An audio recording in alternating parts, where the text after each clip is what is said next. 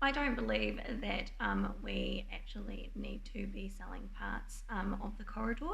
I believe that we have an opportunity to lease the land instead and perhaps create and generate revenue that way. I'm definitely against selling off parts of the red zone land to generate revenue. In my view, that's land that should belong to the people of Christchurch and to the city. And the worrying thing is once you sell it off, be very expensive to get back. So no, I definitely am opposed to that. I think we have a lot of options for enhancing flat water sports recreation.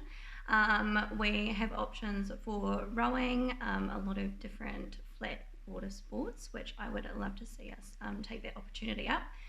It may obviously need to be some work around making the banks wider, but we need to look into all of those options. But we'd love to see a lot of different sports considered for that.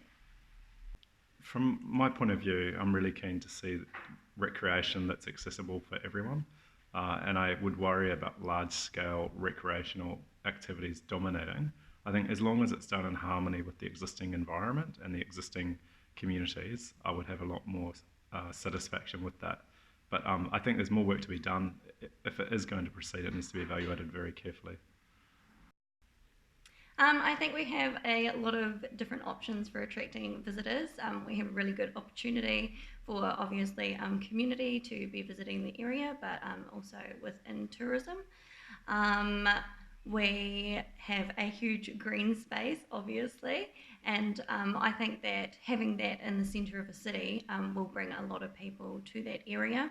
Obviously, things like adventure sports and the use of the water is going to be important.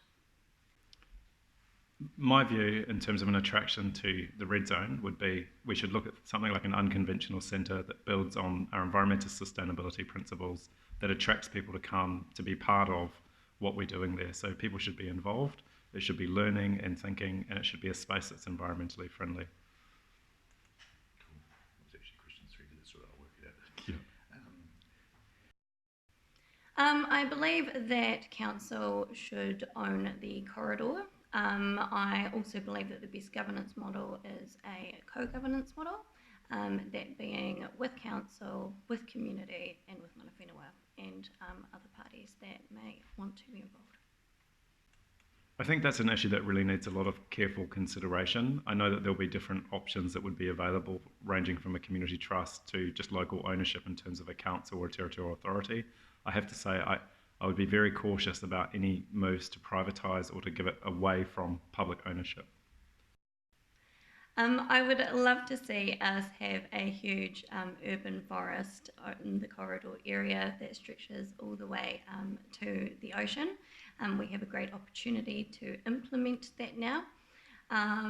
It is obviously going to take a long time, but we have opportunities to also add a lot of different activities, and we have the opportunity to have small businesses also within that area. My vision is for a really strong connection. I think it needs to be a movement corridor that connects people from the city centre to the sea, but it needs to be built on environmental values. It needs to be a place where people can come and enjoy, but it's also a place that needs to be have a lot of community participation. I think that will be the strength.